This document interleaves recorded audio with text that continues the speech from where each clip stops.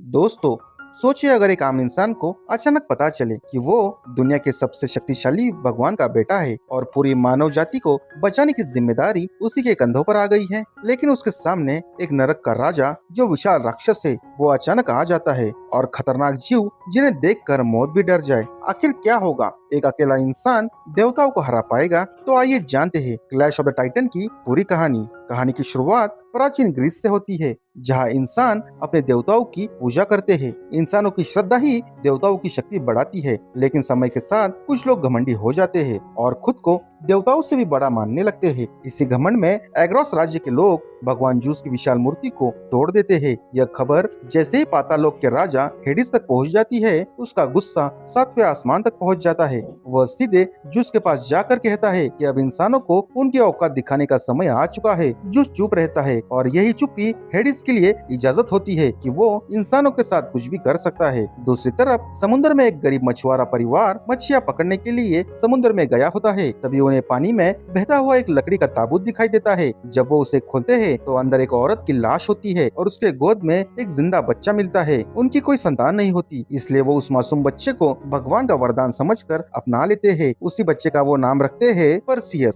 समय बीतता है और परसियस बड़ा होकर एक बहादुर और एक ईमानदार मेहनती युवा बन जाता है। उसके लिए यही मछुआरा खुद का परिवार होता है। लेकिन किस्मत को कुछ अलग ही मंजूर था। एक दिन पूरा परिवार समुद्र में मछली पकड़ रहा होता है। उसी समय एग्रोस के सैनिक जूस की मूर्ति गिरा रहे होते हैं। तभी अचानक आसमान काला पड़ जाता है। चारों तरफ काले धुएं तूफान बन जाते हैं और उसी धुएं से निकलता है हेडिस। उसके आते ही समुद्र में भयंकर लहरें उठने लगती है, जहाज टूटने लगता है और देवता देखते ही देखते परसियस की नाव पलट देते हैं। परसियस अपने माता पिता को बचाने की पूरी कोशिश करता है, लेकिन उसकी आंखों के सामने उसका पूरा परिवार समुद्र में डूबकर मर जाता है। एक ही पल में उसकी पूरी दुनिया उजड़ जाती है। बेहोश परसियस को सैनिक बचाकर एग्रोस के महल में लेके चले आते हैं। उसी समय हेडिस फिर से पूरे महल में प्रकट हो जाता है। उसकी डरावनी आवाज सुनकर हर कोई कांपने लगता है। वो राजा को चेतावनी देता है कि अगर 10 दिन के अंदर राजकुमारी एंड्रोमेडा को बलि नहीं दी गई तो समुद्र के सबसे भयानक दैत्य कैंकर को पूरे राज्य को मिटाने के लिए भेज दिया जाएगा। इतना कहकर हेडिस गायब हो जाता है और पूरे राज्य में डर फैल जाता है। इधर देवताओं के राजा जूस को पता चलता है कि परसियस अब भी जिंदा है। उन्हें पता होता है कि परसियस कोई साधारण इंसान नहीं है, बल्कि जूस और एक इंसानी रानी का बेटा है। यानी परसियस के अंदर इंसान और देवता दोनों का खून है। जूस चाहता है कि परसियस उसकी मदद करे, लेकिन परसियस अपने परिवार की मौत के लिए देवताओं को जिम्मेदार मानता है। वह साफ कह देता है कि उसे किसी भगवान की मदद नहीं चाहिए। अब उसके दिल में सिर्फ और सिर्फ नफरत होती है और बदले की आग। राजा उसकी बहादुरी देखकर उसे अपने सबसे ताकतवर सैनिकों के साथ खतरनाक मिशन पर भेज देता है।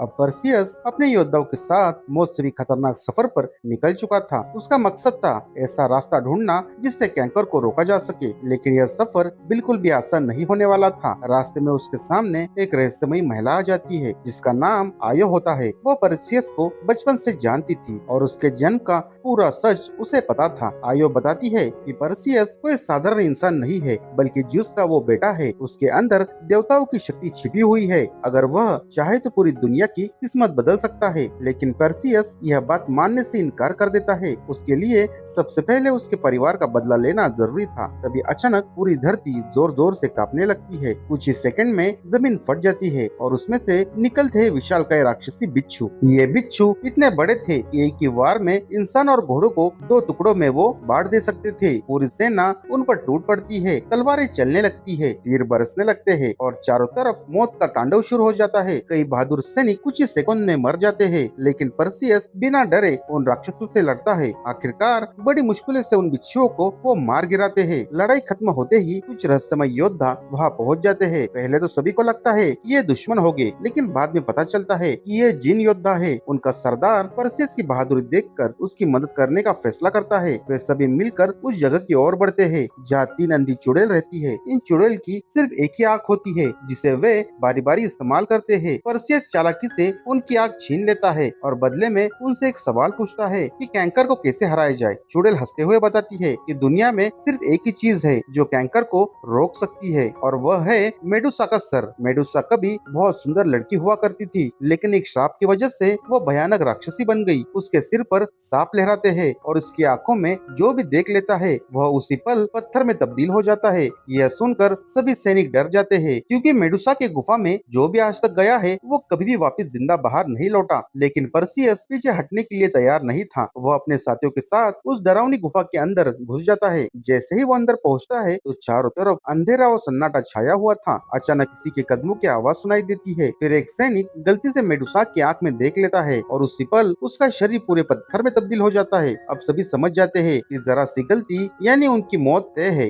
हर तरफ सांपों की फुंकार गूंज रही थी और मेडुसा अंधेरे में उनका शिकार कर रही थी। एक एक करके कई सारे सैनिक मारे जाते हैं, लेकिन परसियस अपनी समझदारी से सीधे उसके आंख में नहीं देखता। वो उससे बचता है। वह सिर्फ उसकी परछाई देखकर उससे लड़ाई कर रहा था। मौका मिलते ही परसियस पूरी ताकत से तलवार चलाता है और एक ही वार में मेडुसा का सिर उसके धड़ से अलग कर देता है। मेडुसा के मरते ही पूरी गुफा हिलने लगती है। परसियस उसका सिर उठाता है, क्योंकि अब यही एक हथियार था जो पूरे राज्य को बचा सकता था। लेकिन असली युद्ध तो अभी बाकी था, क्योंकि कैंकर अब जाग चुका था और वो सीधे एग्रोस की तरफ बढ़ रहा था। अब परसियस के हाथ में मेडुसा का कटा हुआ सिर होता है, लेकिन उसके कई साथी इस खतरनाक मिशन में अपनी जान गंवा चुके थे। दूसरी तरफ एग्रोस राज्य के लोग हर पल डर में जी रहे थे। 10वां दिन पूरा होने वाला था और समुद्र के अंदर सोया हुआ सबसे खतरनाक राक्षस कैंकर जाग चुका था। राजा मजबूर होकर अपनी बेटी एड्रोमेडा को समुद्र के किनारे विशाल मंदिर में लेके चला आता है और उसे लोहे की जंजीरों से बांध देता है, ताकि कैंकर आकर उसे अपना शिकार बना सके। पूरा राज्य बेबस होकर ये सब देख रहा था। उसी समय समुद्र का पानी पीछे हटने लगता है और आसमान काले बादलों से भर जाता है और अगले ही पल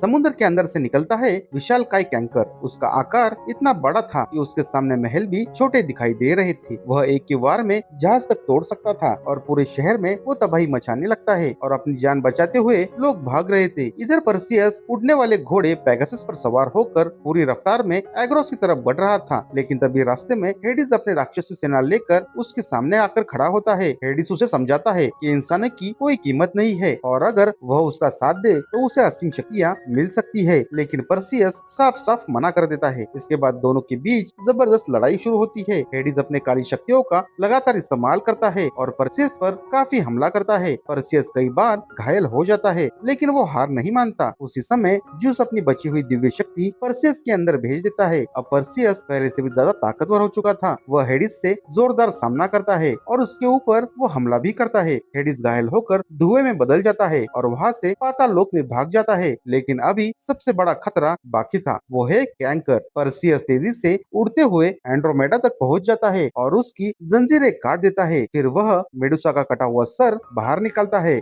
जैसे ही कैंकर की नजर मेडुसा के आग पर पड़ती है तो उसका विशाल शरीर धीरे धीरे पत्थर में बदल जाता है। कुछ ही सेकंड में दुनिया का सबसे खतरनाक राक्षस पूरी तरह से पत्थर बन जाता है और फिर जमीन पर गिरकर हजारों टुकड़ों में टूट जाता है। पूरा एग्रोस खुशी से झूम उठता है। लोग समझ जाते हैं कि उन्हें बचाने वाला कोई भगवान नहीं बल्कि एक इंसान था, यानी परसियस। इसके बाद जूस परसियस के सामने प्रकट होते हैं। वह अपने बेटे पर गर्व जताते हैं और उसे देवताओं के साथ रहने का प्रस्ताव देते हैं। लेकिन परसियस कहता है कि उसे इंसानों के बीच रहना पसंद है, क्योंकि वह उसकी असली दुनिया है। जूस उसके इच्छा का सम्मान करता है और उसे एक नई जिंदगी के लिए आशीर्वाद देकर वहाँ से चला जाता है। अब परसियस अपने साथियों को याद करता है जिन्होंने इस मिशन में उसके साथ दी थी और अपनी जान की कुर्बानी दे दी थी। उनकी कुर्बानी की वजह से ही ये पूरा राज्य आज सुरक्षित था। और इसी के साथ ये मूवी यहाँ पर खत्म होती है।